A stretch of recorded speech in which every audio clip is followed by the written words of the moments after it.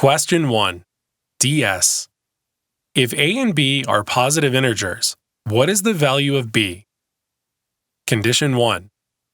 2 to the power of a times 7 to the power of b equals 1,372. Condition 2. A equals 2. Solution. Now we will solve this DS question using the variable approach. Common mistake type 3, or CMT3. Condition 1 and condition 2 are independent. Let's look at CMT3. It is generally associated with key questions and talks of keeping both conditions 1 and 2 independent of each other when looking at any of the two conditions separately. This is especially important when you are looking at answer A or B. So when you are looking at condition 2, do not carry the knowledge from condition 1 with you, and vice versa. Do not let any of the conditions interfere or influence your analysis of the other condition. Let's apply the 3 steps suggested previously. Follow the first step of the variable approach by modifying and rechecking the original condition and the question. We have to find the value of b if a and b are positive integers. This is a 50 to 51 level question, so remember this. Let's look at the information from the question prompt or the original condition. This is an integer question, and therefore one of the key questions.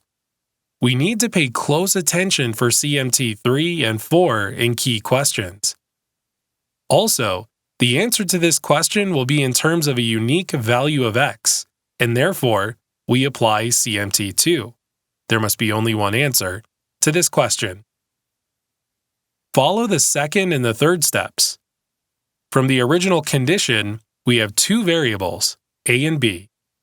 To match the number of variables with the number of equations, we need 2 more equations.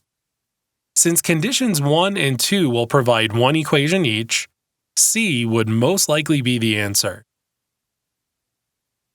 Recall 3 principles, choose C as the most likely answer. Let's take a look at both conditions together. Condition 1 tells us that 2 to the power of a times 7 to the power of b equals 1,372. And condition 2 tells us that a equals 2. If we substitute a equals 2 into condition 1, we get 2 squared times 7 to the power of b equals 1,372. Dividing both sides by 4, we get 7 to the power of b equals 343, or 7 to the power of b equals 7 cubed. And so we get b equals 3. The answer is unique, so conditions 1 and 2 combined are sufficient by CMT2, which states that the number of answers must be 1. The answer should be C. However, this is an integer question, and an easy C as an answer means we need to look for CMT4, A, and CMT3. So we have to look at the relationship between VA and CMT3 and 4 before finalizing our answer.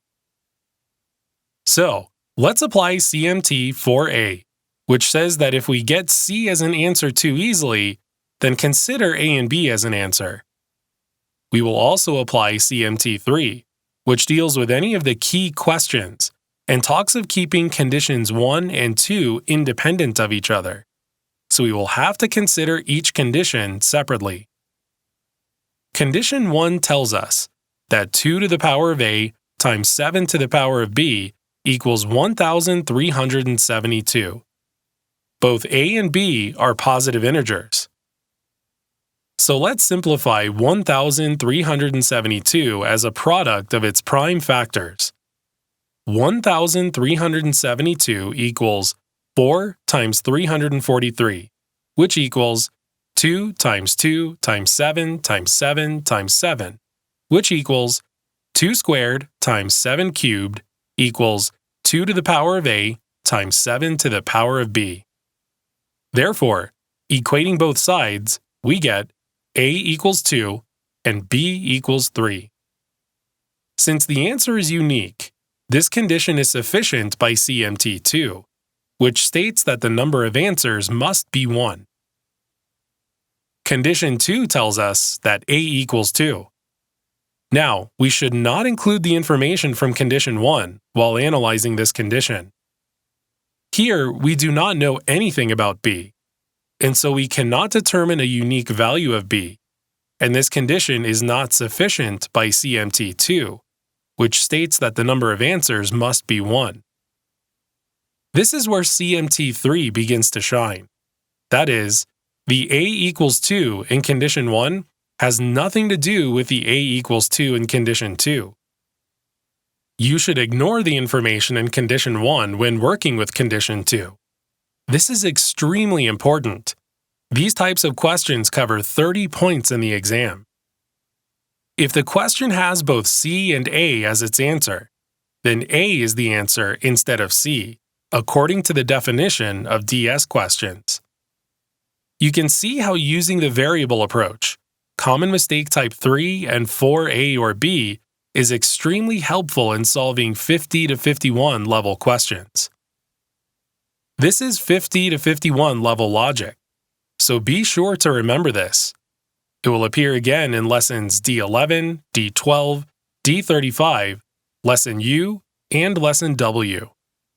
Understanding this is how you will be able to achieve that high mark on the exam. Condition 1 alone is sufficient, so A is the correct answer. Answer: A.